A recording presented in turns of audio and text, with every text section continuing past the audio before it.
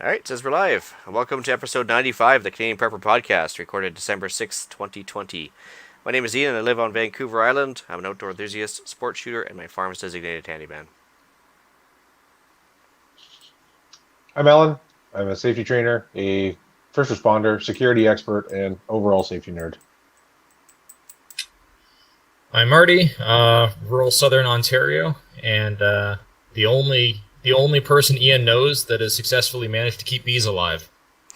It seems that way.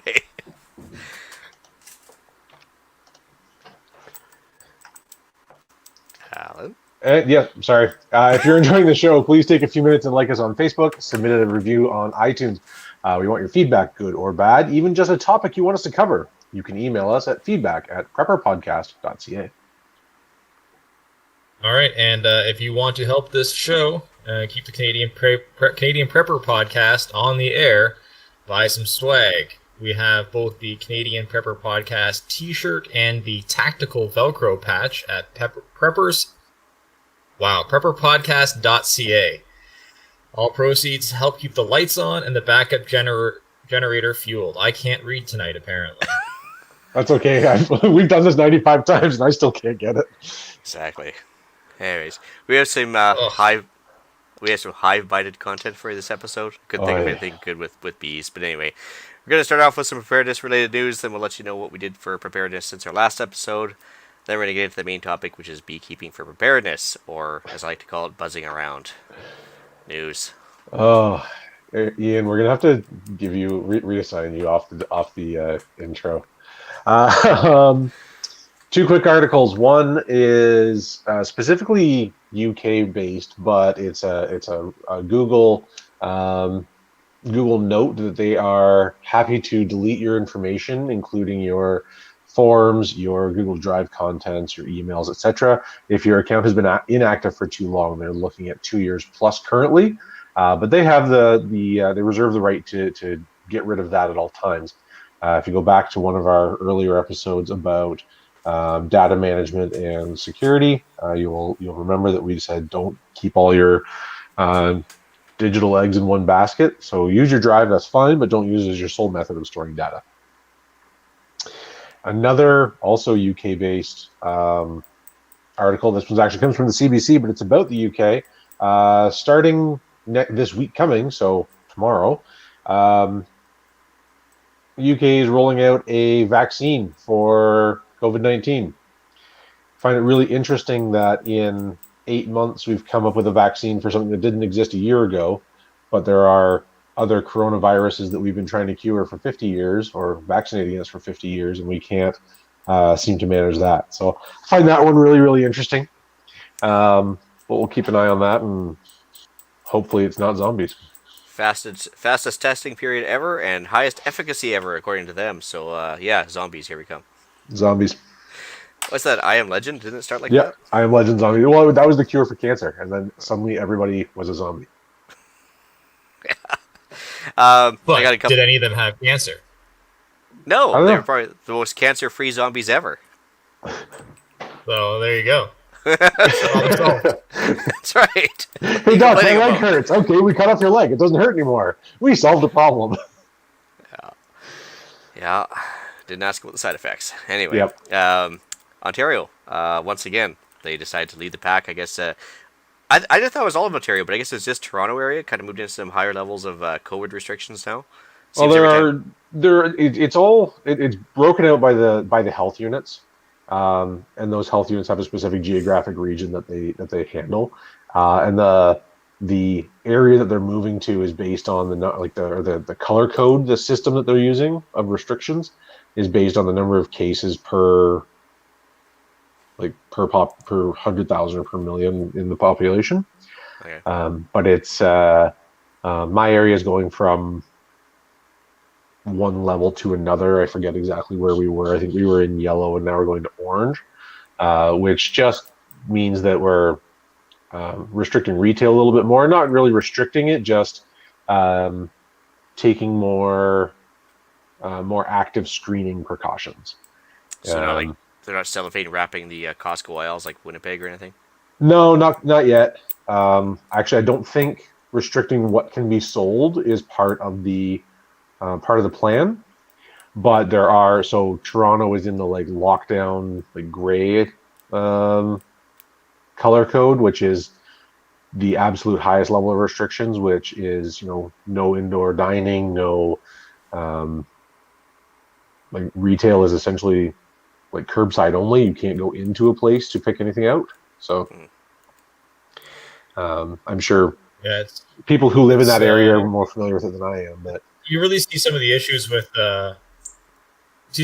trying to make legislation for province wide that has such a varied sort of geography as Ontario. Like my unit, which is quite a large geographic unit, like we moved to Orange, I think it was, and it's like we had like 3 cases in the hospital, and it's like those 3. And like they triggered alert because it's the population like per 100,000 people, but we have such a low population density within our area that like only a couple of cases cause us to freak out. Yeah, all I know is every time Dougie opens his mouth, it seems it gets tougher and tougher to be there. That's for sure. Well, I think he's kind of in a no-win situation because of the number of people in such a densely packed area like in Toronto. He can't really win. If he doesn't restrict things and people keep getting sick, then he's going to be the least popular man in the world. If he keeps restricting things and destroys the economy, then he's going to be the least popular person in the world. And neither one of those is good for anybody. There's no way for him to come out looking good on this. Yeah, that's for sure. It's always the issue when he's trying to play the popularity contest and not sort of making policy based on principle, and that's just always a losing battle. Yep. Oh, sad. Speaking of sad, Chrystia Freeland has her eyes on your savings. So I don't know if you guys saw that little clip from her. I saw actually. It. I don't know. I think this particular article may take that a little bit out of away from the intent of what she was saying, but generally, yeah. I mean, the government the government, specifically the Liberal government, wants as much of your money as they can get their hands on, and they'd rather be making interest on it than have you making interest on it. Yeah, so she did mention that she referred to the savings as was an untapped stimulus package that she she wanted to tap into. I'm like, I hope you just mean that she wants us to spend money, but in reality, I mean, with the bail-in legislation as is, introduced by the Conservatives even, they could just take your savings in the bank and put it towards insolvent banks too. So yeah, I really do hope that it's like I think what she was trying to get out is we as the population have the ability to do a lot of good for stabilizing the economy by spending the money that we have. Yeah, I don't know how correct she was though. She said a lot of people because they've been sitting around at home, they haven't spent as much as they normally do, so they have more money to spend. But there's a lot of people who've been sitting around because they don't have a job, so they don't have a whole lot of money saved up, right? Well, plus they prohibit everything they want to spend my money on. Exactly. Yeah. So I'm because I try and see the world in as positive a light as I can. I'm hoping that that's what she's trying to get out, and that it didn't come out right. Yeah. Anyway, because it certainly didn't come out right. No, it certainly didn't. And she seems to have a constant sniffle. I hope it's not the COVID, but I have my suspicions of what it might be, judging by the amount of time she sniffled in a 1-minute video. But no anyway, she might have some. Can I say that out loud? Yeah, she might have some expensive hobbies of her own. So, anyways, what we've done lately for preps. See here, as for myself, I've been working a lot. I just came back in the acreage here the day before, or like yesterday morning, I guess. Had a new reloading order come in. In order to complement that, I decided to run to the range, do a quick little range trip, scrounge some more brass to meet up with the projectiles I ordered. Got a fancy new powder dispensing scale to keep myself busy during potential lockdowns and or winter, which pretty much puts me into hibernation mode to get dark here around, 4 p.m. now? So It's like not much to do, really. just kind of been fighting a battle with all the mud around the acreage because of all the heavy rain. So I've been putting down mulch and rocks and everything else, trying to keep everything from slipping or sliding around. And that's pretty much it. Yeah, built a new range toy. And oh, speaking of which, for the debt repayment thing, just in case somebody decided to help themselves to my savings, I decided to reduce my monthly bill outlay by paying off my truck with some of the money I had in savings. Just less than a year to go on it anyway. So I thought if they're going to seize it, well, at least that's one less monthly bill I have to deal with. So Yep, makes sense. yeah, so a little financial preparedness. That was what it. Good call. Yeah. I'm finishing up my renos. Did some plumbing and electrical work today. I hate plumbing. Like, I just hate it so much. But it's just about done. One of the benefits of this renovation was that I was able to move my pantry and a lot of my food storage up from the basement, which of course means I'm getting it away from moisture. And it's now, on a place in a place where we can see it, we can inventory it more readily, and less susceptible to damage. So that was fun getting that done today, and I'm looking forward to this whole thing being done. Otherwise, I started a new diet and fitness regimen this week, which has been awful, just absolutely terrible. Every muscle in my body is sore, and I've eaten more salad in the last week than I did in the last 6 months. But all in the name of being better prepared for whatever may come. What changes in your diet? Is it like mostly salads, you mean, or is it just? Well, this particular program is a coach program that is aiming to. It's a 12-week program to get all the participants kind of as lean as possible, and so it's a very high protein, high veggie content, very low carb. It's more the workouts that go along with it that are absolutely horrific. There's like 6 a week, which is challenging. But we mentioned on the fitness episode, what was that, 10 episodes ago maybe? Mm-hmm. Brute Force sandbags. I gave them a bit of a shout out. I actually won an Instagram contest through them, so I've got a new sandbag coming. And if you want a great a sandbag workout, they're a fantastic product to have, good and heavy duty, and they're I'm not being paid to endorse them in any way or compensated. But that's especially if you have a small area, that's a great way to have one piece of fitness equipment that will do everything for you. Cool. So yeah, that's my week. Without breaking OPSEC, anything you want to share, Marty? Nope. I should just put in as part of some renovations, the house just put in a cold cellar. So that's, I guess, in line with what we're talking about here.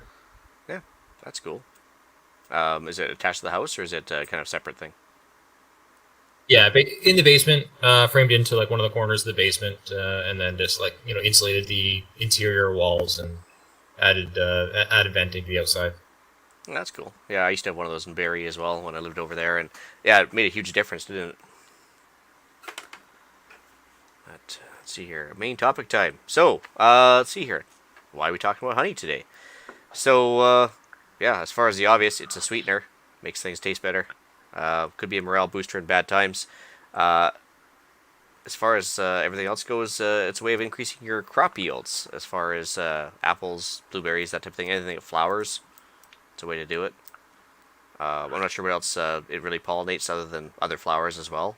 But keeping bees around. Nice thing about it, keeps forever. And yeah, I was going to say there, Marty, you heard anything about it being a true antibiotic at all? Like putting honey on stuff? I don't think it's the honey. I think it's the propolis that they use for the antibiotic properties. Oh, there you go. Yeah, so that's what you should talk about the products right now. If you keep bees, you get the honey as well. But you want to explain to the listeners what propolis is? So yeah, propolis, and I could be wrong about it being antibiotic. I'm not certain about that, but I think that's the one that's used. But propolis is sort of kind of like a glue or like a shellac that the bees produce, and they coat everything with it. So the interior hive will get this kind of red gum. They'll kind of coat all of the walls with it. They'll fill any cracks with it. It seals, kind of seals everything up. Stops any air leaks and that kind of stuff. It's just sort of this general glue that they coat the whole inside of the hive with. Cool. Also with beekeeping, you also get the pollen. You can kind of collect that as well, can't you? Yep. Yeah. Some guys use pollen traps, and they're basically just like a fine like little mesh. So bees, when they collect pollen, they have like a little pockets on the legs. So you'll see like little balls of pollen on their legs as they're flying in and out.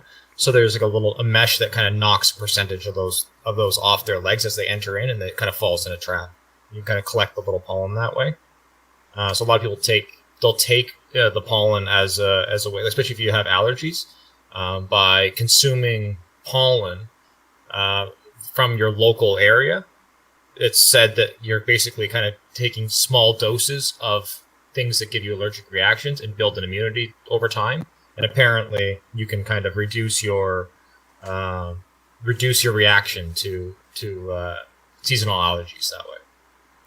Yeah, actually, I've tried that. It seems to work around here because I wasn't used to a lot of the flowers they had around here, and a lot of the stuff that gives off pollen. And it's worked over the course of 7 years, that's for sure.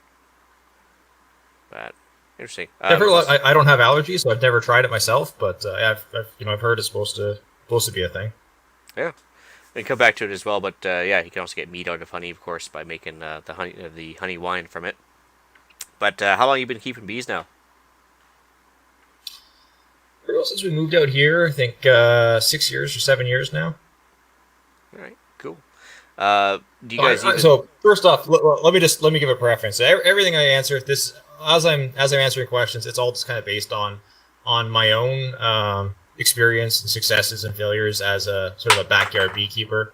I'm not a professional beekeeper. I'm not a commercial beekeeper. As I said earlier, I'm just kind of the only person that Ian knows that successfully keeps bees, and so I got tapped for this podcast. And with beekeeping, there's like a lot of things. There's a ton of different ways, and there's no right way or wrong way. And a lot of the things are climate based. So how Ian would be keeping bees, in his part of the country, could be very different to how people, in my area would want to keep bees, because there's just different seasonal impacts. So. Yeah, it's all kind of relative. Like I said, you are an expert because you did keep them alive. I couldn't keep mine alive, so I tried I tried bees for 3 years. I had zero success basically. After 3 years, I had zero honey collected, and so I said I could wait till I was retired to actually put more time into it and try and find a better spot for it and everything else. Because despite the fact I've got like this massive wilderness behind me, they starved out 1 year. I couldn't believe it.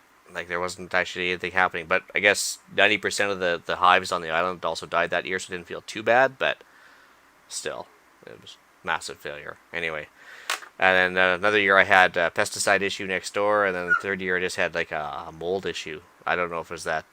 There's a couple of those bacteria diseases come along, but by the time that third year came along, I just gave up. So, anyway. So are there trees are there like flowers or buds or sources of pollen that bees prefer over others? I think they're not too picky. Oh, go ahead. Yeah, they're really not too picky. It's basically so bees are just continuously trying to bring in resources. So it's not so much that they're picky. It's basically whatever is available at that time they will grab. And the thing is, most plants only flower for a couple weeks out of the year. So unless there's a variety of plants around, they actually will starve out, because like you see down in the States where they actually take like truckloads of bees to like an almond farm, and they have the bees there for 2 or 3 weeks to pollinate as required. But then after that, it's a food desert for them, so they have to leave because the bees will just die. So they actually move on to the next crop that's got a different flowering time, or maybe it's the same crop but it's in a different climate. And they actually truck these truckloads of bees around to actually like pollinate as required, because it's a very time sensitive thing per plant. Which is very and that's actually I think one of the big contributing factors to the stress on the bees is like I live out in an agricultural area, And you'd think that with acres and acres of plants, but that there'd be a lot of food sources, but it's exactly the opposite. With modern farming practices, we don't have hedgerows anymore. So it's, acres and acres of beans and corn, and that's really not a food source for the bees. They get a little bit of pollen a couple times of the year, but for the most part, it's basically acres and acres of barren desert for the bees. So it's, I think that's, really there's certain people that are certain things that are looking at in terms of, adding pollinator plots out into the fields and into unworkable land. But that's actually one of the big, it's actually one areas where urban beekeeping has an advantage, is that there's a lot more diversity of a lot of people have, flowers in their gardens and things like that in the city. Whereas when you're out in the country, there's not a lot of food available for them. Yeah, so like as far as when you started up with your beekeeping, what kind of knowledge requirements, or how did you start out figuring out how to take care of bees? Basically, when I started, just through books. I read sort of several different ones that were recommended as like introductory and things to, good introductory books for beekeeping, and kind of looked at what made sense to me.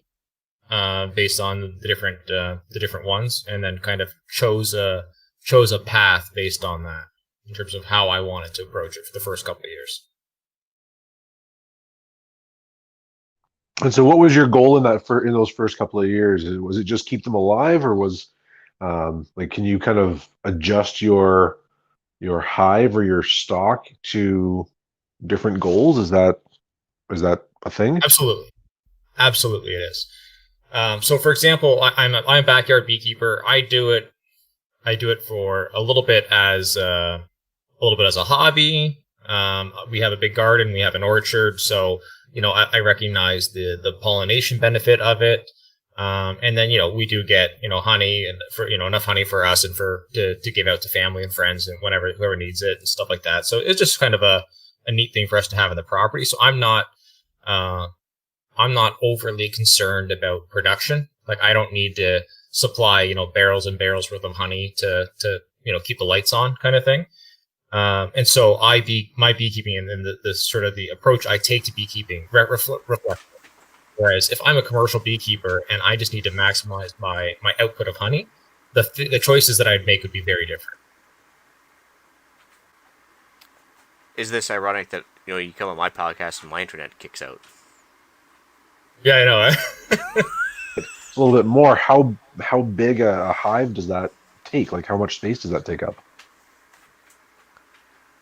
So the hives are, there is there's some variation in that. There's a few different hive styles, top bar, hives or ware, but the majority of what you see and what you know as a beehive, like that kind of square box vertical stack, is the Langstroth hive.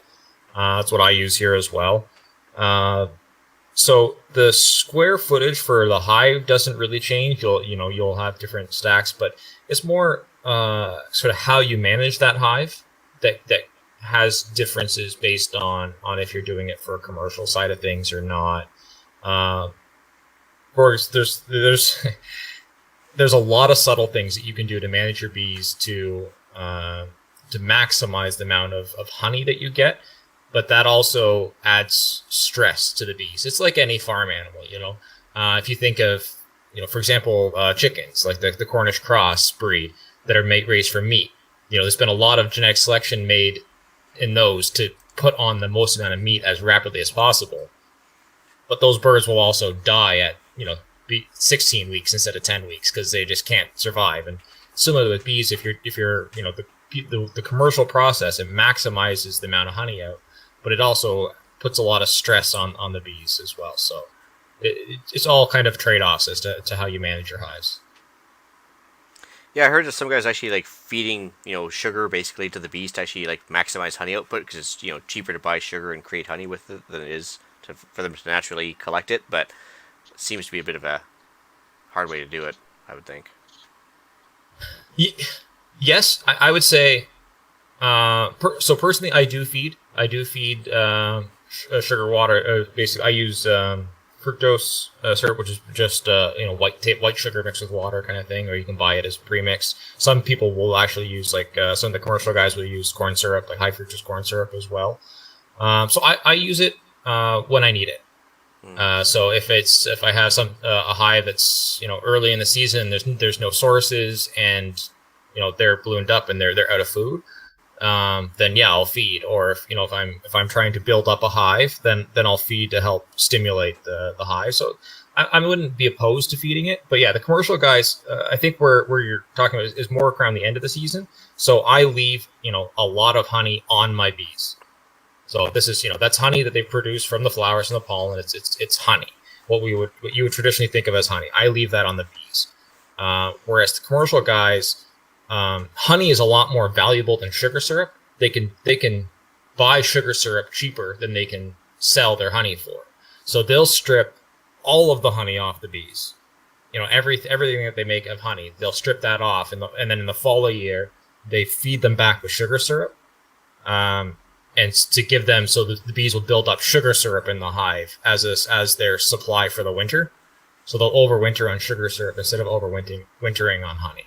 Yeah, but again, that's just one of those trade-offs that you make. Yeah, because they need to burn the energy from the sugar water to actually stay warm and basically stay vibrating, for lack of a better term. Just to keep the hive going over the winter, right? Yeah. So during the wintertime, the bees can't, they're not flying. They're not going out. They're not collecting resources. They're not producing honey. So they store in, all throughout the year. And then in the wintertime, they all stay in the hive. They cluster up. They reduce their numbers way down. They get rid of all the males. So it's just, you end up with just a small cluster of female bees. And that has to survive your winter. And they will rear some new brood during the winter, but they basically keep a tight ball, and they consume whatever resources are within the hive over the course of the winter. Yeah, being a male bee actually sounds like a pretty good gig until the fall time, right? You basically just sit around. The male bees do nothing. So the male bees are, they're called drones. They're really their only purpose that we kind of know of within the hive is there to breed other queen bees.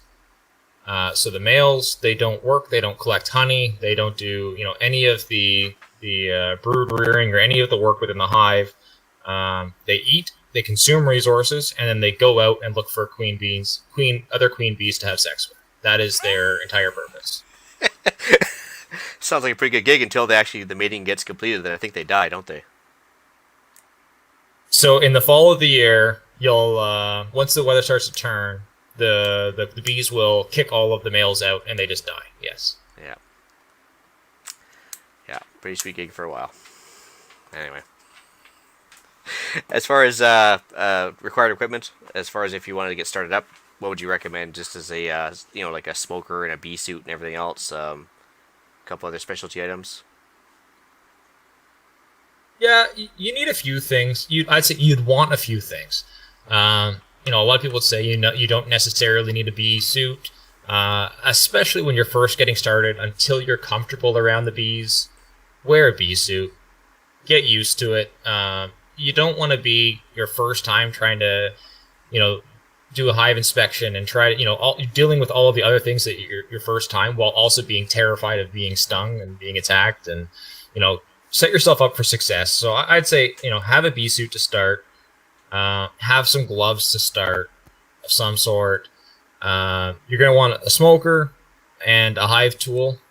And beyond that, as long as you other than that, like your actual hive equipment, stuff like that. But in terms of what you need for yourself, a suit, some gloves, smoker, and a hive tool.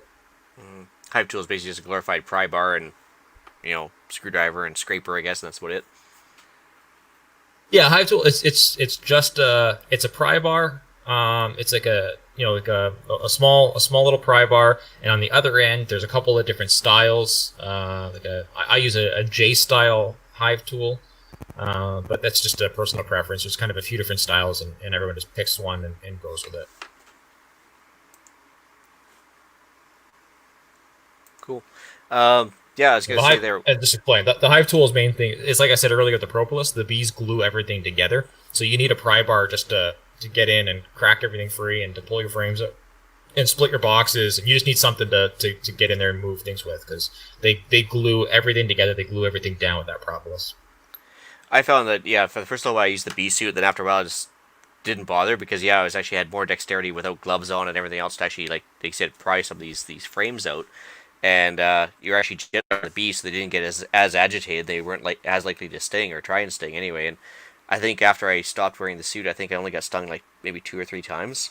But after that, it doesn't even bother you. Like because it's not like it's a wasp sting, right? Yeah, I wear like neoprene gloves, just like, you know what I mean, like the come in a box of hundreds or whatever, like that, mechanics gloves or whatever, that kind of stuff, like the neoprene gloves. I like that because it gives me all of the dexterity. They can absolutely still sting through that. It does nothing to stop the stinger from the bee, but it just it gets rid of the sensation of the bees walking on you. Mm-hmm. So I find like I don't, for whatever reason, just not having that feeling of the bees crawling all on your hands. It just makes me more relaxed. But it does nothing for protection. It just removes that sensation. Well, there's some talk about out there that I guess the odd bee sting actually on your hands did fairly well for people with arthritis and actually hand issues, because it actually, like, I guess the venom did something to loosen up your hands a bit after a while.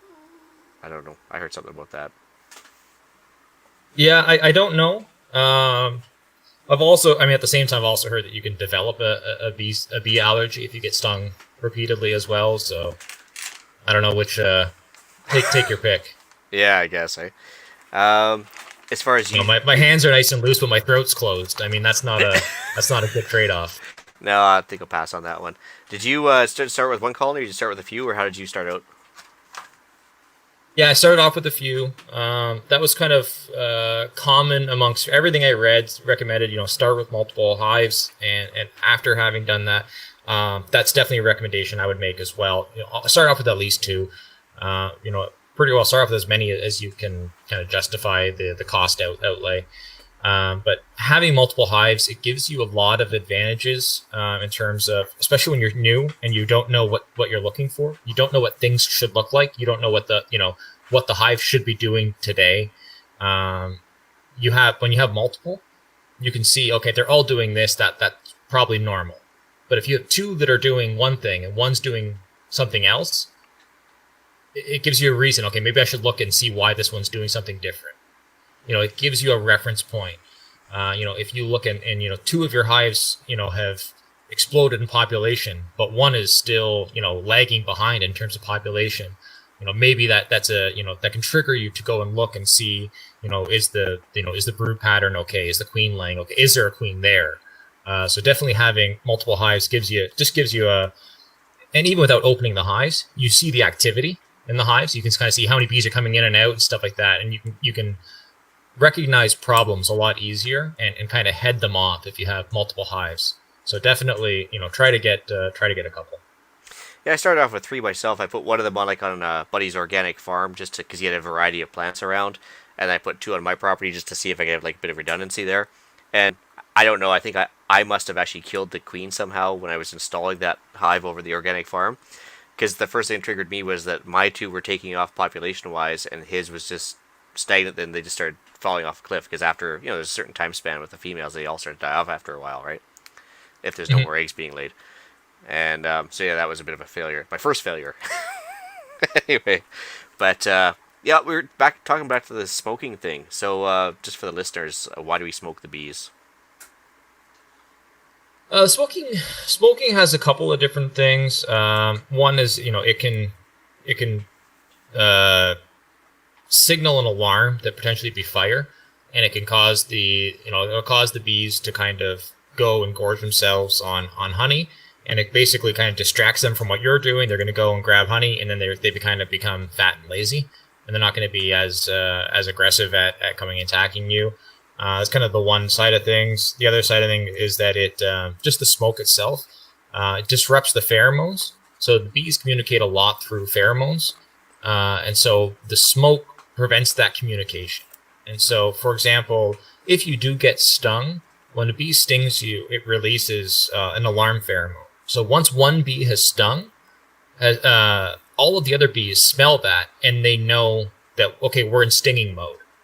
And so anything at all will cause a whole bunch more to sting you, because that's what they're doing now. So if you get stung, you can quickly throw some smoke out there, and then they can't smell that pheromone anymore, and the rest of them don't know what's going on anymore. So it can really help with disrupting that communication side of things as well. Got a question here from Philip. He says, as I understand it, there are different breeds of bees, like most other species. Do you know of a resource to determine which ones will meet your personal priorities and environment? Yes and no. With everything, with the breeds, they're generalities. So one hive of a certain species is not necessarily going to follow exactly what that breed's generality is. But generally, you can do some reading. But most of our bees that we use out here are European varieties of some sort. But the main thing I'd say is, look at your local suppliers of bees. I would not be concerned about trying to get a specific breed of bee. I would more be concerned about trying to find local beekeepers that are successfully keeping bees and getting whatever species that is, because that's a species that works in your area. I'd say that's more important than whatever the internet says. These bees are more docile, or these bees produce more honey, or stuff like that. It's good to know those things, and so if you have a choice, you could maybe make a decision one way or other. But more importantly is find out what is successful in your area and get that. Yeah, I always remember reading about those Carnolians. They were supposed to be the ideal bee, and then there was some Russian varieties and stuff like that.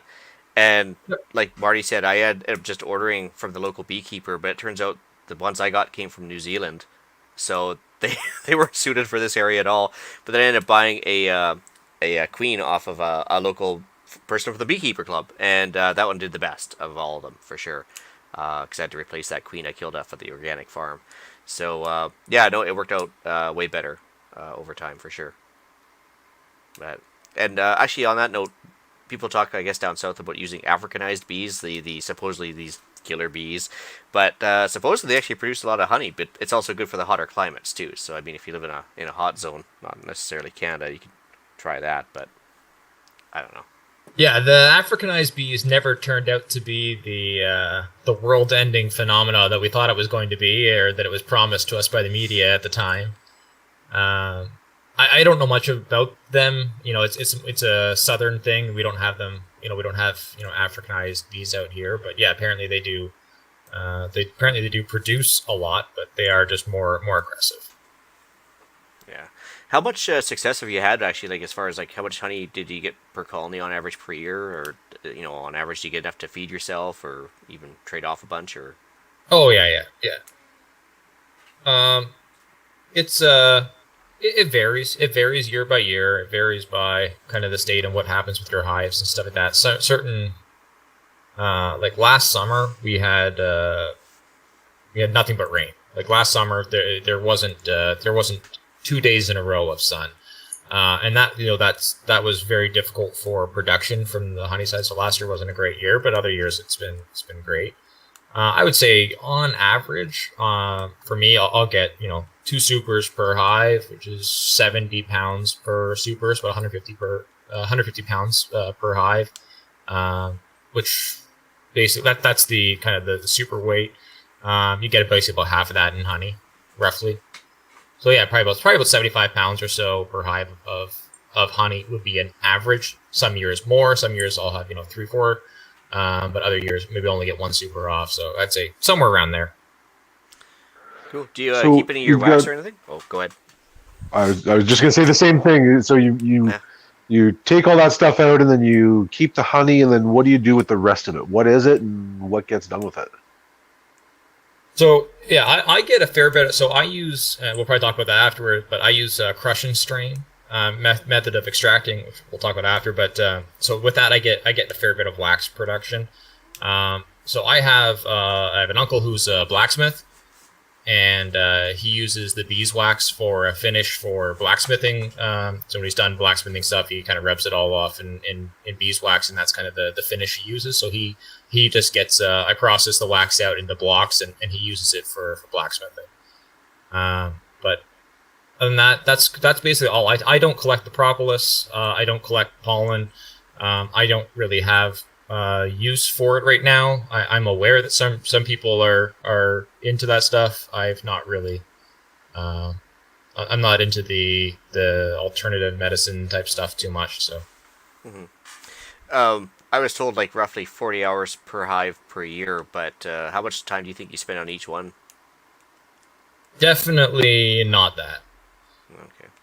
Again, this comes down to the methodology that you take for beekeeping. I follow and how I started off, the kind of the methodology that I followed initially, and I've adapted and changed things based on successes and failures over the years. But the one I kind of follow is it's Michael Bush, and he's got a book, Practical Beekeeper, by Michael Bush. And it's basically lazy beekeeping. And that's actually, a kind of quoted, that's kind of way he refers it. And I follow it a lot. It's very much a let the bees be bees. But it is not a method of commercial beekeeping, really. I mean, he does it commercially, but it is not a method that lends itself to, maximizing the output at all. It's basically, letting the bees be bees and then reaping the excess, as opposed to really intensively managing the hives. So I don't spend, I do not have to take I definitely have not 40 hours per hive.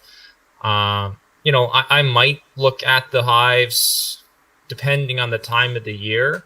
I might open them up for a quick check once in a while, maybe once every 2-3 weeks. During the flow, I'll probably take a peek. But so they're on my property, so I don't need to, I don't need to like go to a bee yard or stuff like that. So when I say take a peek, I mean, as I'm walking by with the dog, I'll take the lid and I just lift it up and I look at it and see kind of how they're coming, filling it that super, see if they need a new super, and then put the lid back on. So I'm talking, 5 seconds per hive kind of thing. So it depends on what's going on and what I need, but definitely it's not a large time investment. Your first year probably is going to be more time because you're going to want to be a little bit more hands-on till you know what to look for and what to expect. But for me at this point now, it's pretty hands-off. It's not a lot of time. Cool. So when the time comes, we talked about one of the harvest methods, though. But if the honey's all ready to be harvested, how many different ways are there to get the honey and stuff off? There's basically two. There's basically two methods. One is what I do, which is crush and strain. That's appropriate for a small number of hives, and basically, so all of my bee hives I run them foundationless. So that I don't provide any kind of commercially produced foundation that the bees then build out. So that's kind of the frames themselves. Mine are blank, so there's just nothing in there, and the bees build comb in them as they would naturally build comb. So I get just a pure wax frame full of honey. I take a knife, I cut it out. So I end up with a big square. It all goes into a pail with a filter, and it just gets crushed up, and the filter filters the wax out, and the honey drips through. So it's pretty simple. It's a bit of a messy, sticky job, but other than that, it's pretty simple. It's pretty cheap. You're not looking at a lot of money. You're talking a couple of 5-gallon pails with a honey gate on it and filter cloth, and you're good to go. More commonly, and I'm going to be moving to this now as I'm kind of expanding, is an extractor. And so with an extractor, you, instead of cutting the entire comb, the honeycomb that's been out, you're just skimming the top surface. So when when the honey is fully matured, and they basically brought the honey down to a certain moisture level, they cap it. They put a thin wax cap over each cell.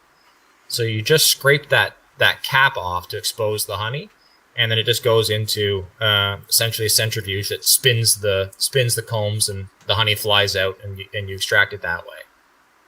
So it's the big advantage with doing it that way is For one, it's faster, a little simpler, but also you get to keep your comb from year to year to year. So for your next season, when you go to put your frames on for your honey frames, the wax is already drawn out, so they don't need to build the wax anymore. They just need to fill it with honey. So you get a little more production that way too. Fair enough. I saw those flow hives being advertised where they basically have these boxes kind of pre-built, and at the end of the year you just kind of crack them and it all kind of flows out the bottom and stuff, but they look pretty expensive. So it's pretty expensive. Okay, anybody, don't buy those. Let's just say this right now. Don't buy. So like the only thing that it saves you still have to manage a hive. You still have to do all of your normal things with all your normal frames underneath it. The only thing that replaces is your honey supers. And so the one job it replaces is the extraction of the honey. But that's like one of the simplest things that there is. Like that's not a big deal. So it's kind of a solution for a problem that doesn't exist. Like, extracting the honey is a pretty, it's the best part of the job, right? That's what you worked all year to do, was to get that honey out. So that's, I don't know, it's expensive and unnecessary. It seemed a little, I don't know, posh to me, but what are you gonna do? And so once you've extracted that honey and you've got it in your pail, obviously it goes into smaller containers, kind of individual containers. Do you have to do anything else to it? Like, does it get pasteurized or does it get preserved in any way? No. Personally, no. Unpasteurized honey is perfectly safe to have, so yeah, and it keeps forever. Yeah, some of the stuff sold in stores has been pasteurized. I think that's just because of food safety laws, but no, there's no reason to pasteurize it at stores. It will kind of crystallize over time, so it kind of, if you've ever seen honey, it kind of turns that white and becomes more solid. But then you just kind of heat it almost granular, right? Yeah, granulates. And then you just heat it up and it goes right back to liquid form again. Cool. Yeah, if you put it in warm water, it'll go back to liquid for sure. Yeah. Let's see here.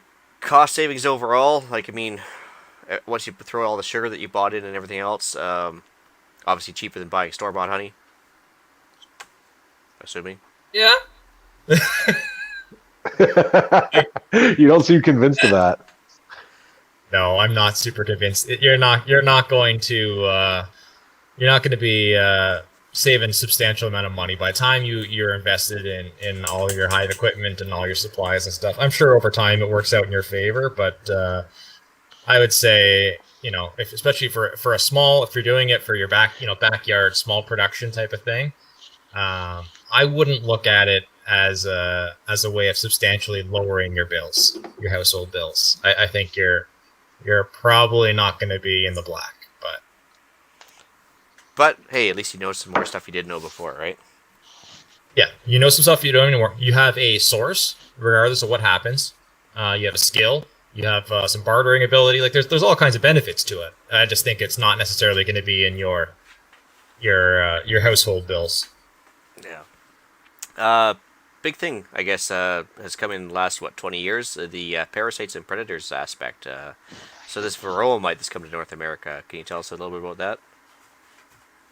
I can. So again, I'm going to talk about my personal experiences with it.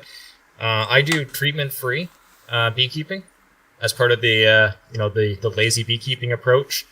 I don't treat for varroa mite at all. I don't treat for nosema or any of those things like that. I have not had any issues with varroa mite personally. That at least I've not had any losses that I could directly attribute to varroa mite. I have, but that's being said, read again. I'll reference back to the same book, Michael Bush's. He has a lot. He has all the scientific studies linked in there as to why you may not need to treat. Part of which is just simply survival of the fittest. You don't want to be propping up bees that don't have the ability to survive, kind of thing. And you'd rather push genetics that are tolerant. So that's kind of one thing. The other thing is by going foundationless. Foundationless frames is similar to small cell frames, which is just referring to the cell size within the honey frames. Mm-hmm. It has advantages for mite control because the smaller cell size in either small cell foundation or in foundationless, it allows the bees to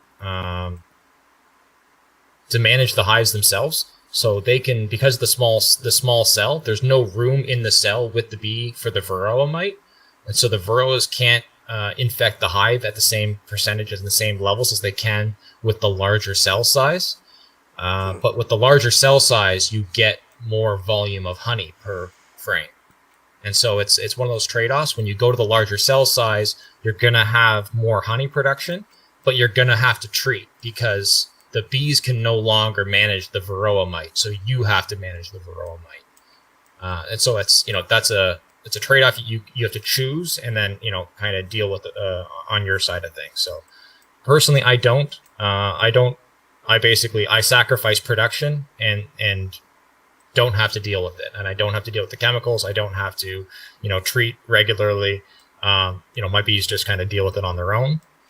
There are strains of bees that are being developed right now that are what do they call them? But basically the bees attack the varroa mites. They chew the varroa mites. So they basically go and like aggressively bite all the varroa mite up and kill off the varroa mite. So that's something that's being developed right now, is these kind of new strains that'll go after and attack the varroa mites. But otherwise, if you just let them especially if you're using larger cells and you can get an infestation of varroa mites, your varroa mite levels get high enough, they will kill off a hive essentially. Yeah, I know I lost 1-2 varroa mite for sure, and around here everybody seems to be dropping the oxalic acid and the formic acid like there's no tomorrow. So I don't know if that's just a regional thing or what the deal is, but. Yeah, the oxalic acid is relatively new compared to the formic. At least it's newer than from what I've been hearing. It seems to be quite impressive in terms of it has it does a good job of combating the varroa, and it seems to have very little sort of side effects on the bees. So this does seem to be a very good treatment option if you are going to treat. The oxalic acid vaporization method. That does seem to be working pretty good. I also heard some guys using icing sugar as a kind of a more natural method too. They just kind of get some bees covered in icing sugar, and they basically, as they're cleaning themselves off, they actually pull some mites off naturally. But I don't know. I've seen the icing sugar used for. Yeah, I've seen the icing sugar used for doing mite counts. So you can, for doing mite counts, you can either use icing sugar or alcohol, an alcohol wash. Yeah. I've not seen it as a treatment as specifically, but yeah, quite possibly it would have the same effect. It wouldn't harm them. It's just sugar, so if it knocks any varroa off, it would be beneficial. Yeah. Have you seen any like chemical effects in your area with people with using pesticides, or do you have any like theories on this? What this colony collapse disorder is all about? Yes, I mean we could have an entire podcast talking about this side of things. I don't know if it's a thing or if it isn't. I just honestly don't know. It is a thing. These are all things. Yeah. Pesticides, the big one. And that's as a result of Ontario, which is the province that I'm in. The Ontario Bee Association several years ago basically pointed the finger at neonicotinoids, which is, I'm sure if anyone that's been hearing bee conversations, they've heard this name. And they basically said neonicotinoids is what's causing the bees to die. And there's a lot of issues when you're talking when you're talking nature, you're talking sort of any sort of living organism. It's never going to be one thing like that. And I think this was a big failure of the Ontario Bee Association to just basically say it was that, because governments love having a single dimensional thing that they can just make a law against, make a law about. So then basically it triggered the government to just go, okay, we'll make a law against those, wash their hands, the bee problem is fixed, without actually addressing, any of the other impacts on the bees. And for sure, pesticides that are impacting bees, that is definitely, that's not good for the bees. If the bees are bringing in, pesticides, that obviously pesticides kill bees. So if they're bringing in poison, that's not a good thing for the hive. That is going to, weaken the hive. But I think that really it's only one factor. I think a bigger, I mentioned earlier, a big factor about that is a stressor on the bees is our change to our landscape. Our modern agriculture, the way we manage the land around us is deserts for our pollinators. So yes, there's a couple of weeks out of the year where our beans are flowering, where our corn is flowering, but the rest of the year there's nothing for them. And so other than you've been a little bit on the roadsides, of which the cities come and they mow down the ditches, and so there's really it's a lack of resources, I think, more than anything, as one of the main impacts on the bees, as one of the main stressors in the bees. It's the neonicotinoids, they don't help. There was some valid arguments raised by the Bee Association in terms of the neonicotinoids, how that pesticide was approved for use was the basis that it was on the seed and not going to be on the plant, so that insects and native insects weren't going to have access to it because it was on the seed in the ground. Mm-hmm. And that was true up until the point when they started using air seeders, which started blowing the powder off of blowing that poison off of the seed and into the surrounding landscape. That's kind of what was a big shift on the neonicotinoid side of things. So there was some valid points raised, but to kind of point everything on that was, I think, a big mistake, especially when you look at sort of other provinces and other areas around that have the same neonicotinoids, but not the same level of colony collapse disorder as what was kind of being reported here. I think it was. I think it's a lot of different things. I think the main issue is a lack of resources, personally.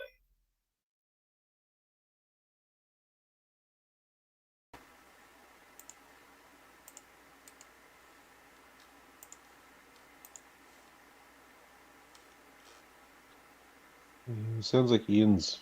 Oh, I'm back now. There we go. Finally. There we go. There we are. Yeah. Okay, where we leave off there. So you kind of talked about the Ontario Beekeeping Association, kind of dropped the ball on that. What about your local beekeeping clubs? Are they a worthwhile time expenditure? It all depends on. I think it depends on your local bee association, and it depends on you. If you want a mentor, if you want to be able to have people local to you to be able to ask and answer questions and help, look at your hives and stuff like that, I think they can be a great resource. If you don't want any of that, if you just want to be doing your own thing and you don't want anybody bothering you, then don't join. It all depends. A lot of the local bee clubs will have, they'll have extractors, like honey extractors and things like that, that you can, use or rent, which will help you from having to buy your own equipment. A lot of times you can get kind of used or group buy on equipment through a local group. So there's usually a lot of advantages, but it's up to, it all depends on the individual riding association or the individual, sort of beekeeping association and the individual person as to whether it's a benefit or not. Okay. And the most important question of the entire evening, mead. Have you tried to make it? Has it been successful? How can we get alcohol out of this? Yes, excellent question.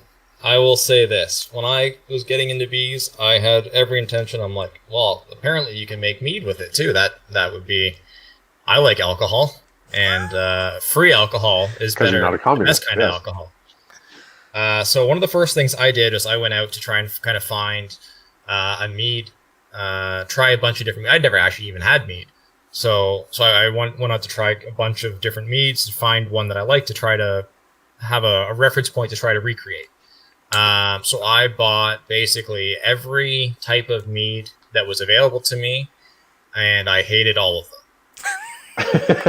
And so then I tried like different like sizers and stuff like that were like sizers, the apple ones. I don't know. Like basically it's like mead mixed with like cider and mead mixed with beer and stuff like that.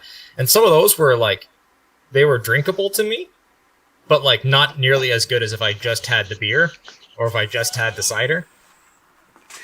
And so I decided... So what you're saying is not worth it. It wasn't worth it for me. Obviously, I have some friends that are brewing mead right now, and they like it.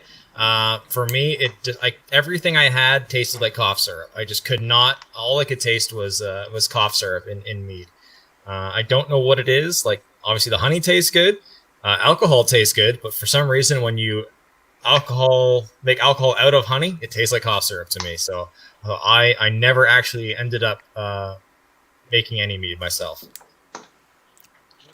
Probably a good thing you didn't grow up in medieval times then, I guess, eh? Yeah, I'd have to... I'm sure I'd find a way, but as long as I have choices, then I'll take the other choice. Awesome. I think that's pretty much all I had. Alan? Yeah, it's a lot of information. Anything else you want us to know, Marty, if we want to begin keeping bees and making honey? No, the only thing I would say is that is getting bees. You have options. We should just mention that quickly. Is like how to get bees. Yes, absolutely. So you actually there's basically you can buy bees in different ways. You can buy a box of bees, which just comes in. It's literally a box of 10,000, 10 pounds of bees or whatever. And it's you basically just take the lid off and you shake it into a hive that's been prepared for them. You can buy a nuke, which is probably what I would recommend if you're starting out. And it's basically a small hive. It's 4 or 5 frames already established, ready to move into a full-size hive. So they're basically out of room on that 5-frame hive, ready to move up. Okay. Or you can buy already established hives. You're going to be paying a fair bit more money for already established full 10-frame hive. And the other thing you have is just to catch a wild swarm yourself. So there's instructions online for how to build a swarm trap. You nail it up in some trees and throw a few of those out around your community and around your town and keep an eye on it in the spring. And there's a good chance you can catch your own swarm. And free bees that way. Now, I seem to remember learning when I was a kid that the queen never leaves the hive. Is that accurate? Well, she leaves for mating flights. Okay. So yes and no. So as Ian said, yes. When a new queen emerges, she's not been fertilized yet. So there's all those male drones from other colonies that we mentioned. So the queen doesn't mate with drones from her own colony. So for genetic diversity, she mates with drones from a different colony. So once she emerges, she will leave the hive and fly around, find males that have been looking for a queen. She mates repeatedly and then flies back to the hive, and she's fertilized for life at that point, and she stays in the hive. Okay. The one exception is a swarm. If a hive, and that's kind of how bees repopulate, is they basically split. The hive will divide into 2, and half the hive will leave. So what they'll do is the hive, the bees. So bees decide, basically the worker bees decide what type of bee is going to be raised from any fertilized egg. So the bees can take any single fertilized egg can become another queen. It can become a drone, or it can become a worker. And the bees decide what it's going to be. It's not just it's not kind of random. So if they're going to swarm, what they'll do is they'll make a bunch of sort of queen cells within the comb. The queen will lay an egg in each one of those. They'll make a bunch of queens, and they'll close it up. And shortly before those new queens hatch, the queen will leave the hive with about half the hive, and they'll leave and go look for a new home. Basically, they'll look for a new place to establish that colony. Okay. And then the remaining bees that are left will those queens will then hatch out, and then one of the first queen to hatch out will kill off all of the other queens that haven't hatched yet, and she'll be the queen for the remaining bees. So you can catch that swarm that left. You can actually catch those swarms and then establish a hive off of that caught swarm, which is usually a good. It's a good starting point because they swarm in the spring, and if they swarmed in the spring, that means that is a genetic line of bees that was successfully overwintering in your area and thriving in the spring. That makes sense. So it's usually a good genetic starting point because it's a proven successful line of bees for your area. Right. And the nice thing is somebody will usually complain about a swarm of bees sitting on a tree branch or something like that in their local area on some sort of social media, and you might be able to be lucky enough to catch it on time. Yep. And the nice thing is when you're catching a swarm is they're very docile. So you basically, I won't say I have been stung while moving a swarm, but you really have to do something dumb, which I did, to get stung while moving a swarm. You can just grab handfuls of them with your bare hands and just grab handfuls of bees and move them from one spot to another, and they're not going to sting you. The swarms, when they swarm, they're very docile. They've all basically filled up on honey, and they're all kind of fat and dumb at the time, and it's usually my people. What's that? They're my people. Yeah. Fat, dumb, and slow. Yeah. Easily manipulated. Yeah, exactly. So yeah, it's nowhere near as intimidating as it appears when you see someone kind of grabbing, tens of thousands of bees and moving them. Interesting. Yeah, so you guys just take a tree branch with a swarm on it, just dump it in a box and tape it off, and it's good to go. Yep. Yeah, so if you're lucky, they're on a branch. I've had the one where I got stung was on the trunk of the tree that I couldn't move. They were just kind of balled around the trunk of the tree, and I was in a hurry, and I was standing there in shorts and sandals and short sleeves, and I was just grabbing handfuls of bees and tossing them in a box. Eventually, I got stung on the ankle, or I dropped some on my feet. But no, it's not bad though. Yeah. Well, podcast challenge time. Podcast challenge. If this interests you, take up the Michael Bush Practical Beekeeper book, or consider attending a local beekeeping club meeting or beekeeping society or whatever moniker they're using. YouTube. There's a lot of really good YouTube. A lot of good information on YouTube. There's one YouTuber is the Canadian Beekeepers blog or Canadian Beekeeping blog. He's a guy out of Alberta. He's a commercial beekeeper, and he basically blogs his entire season every year. That's a really good resource. It's Canadian, and so it's representative of a Canadian winter, and he's in an area that gets like Canadian winter. Cool. Yeah. So there you go. If that is your challenge for this week, if this interests you, go learn some more. And there's lots of resources for that.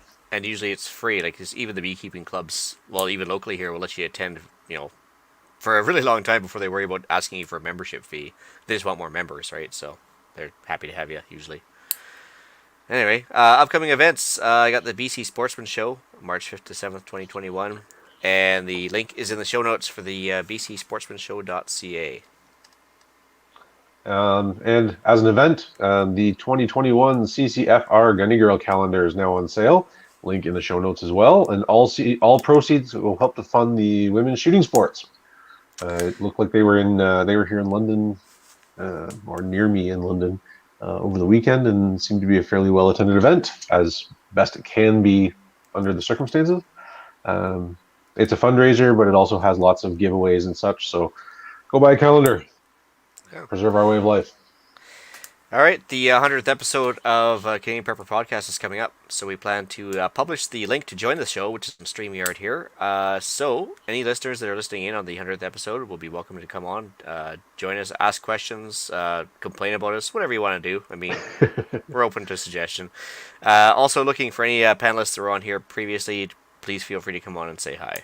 So yeah, Tyler. Yeah, that'll probably be like mid-January by the time we hit episode 100, but we'll put lots of notice up on Facebook and the website as well. So, shoutouts. I had something and then I completely forgot it, so carry on. Oh, actually, I will shout out the London Search and Rescue organization. They've been going through some reorganization lately, and they just put on a heck of an auction to replace a bunch of equipment that was stolen from them a few months back. So great for them, and I hope to see more from them in the near future. All right, cool. I got one for Janine and Henry from Budget Shooter Supply. So I had a package swirling in the vortex of the Burnaby Distribution Center for about 3 weeks, and talked to Canpar, of course, no luck there, and talked to Janine from Budget Shooter Supply. She gave him a phone call, put the fear of God in them, and I think it was the very next day I had it in my hands on the island here. So that was pretty fast. So that was good. And then before we were Marie, I had a very minor issue with one of my toys that I bought off of them, and I sent it to them, and they turned it around, I do believe, in less than 2 days, and had it back in my hands within a week. So that was fantastic as well. So good for Maple Ridge Armory out of Barrie, Ontario. And email iTunes reviews. We got an email from Carlos, and Carlos says, "Hello, how's it going?" We're doing great, Carlos. Thanks very much for asking. I hope you're doing well also. Hope all is well. Well, given the circumstances, it is. Carlos says, I have some cool information that might interest you. Your podcast, Canadian Prepper Podcast, has some good performance in some rankings in the last 30 days.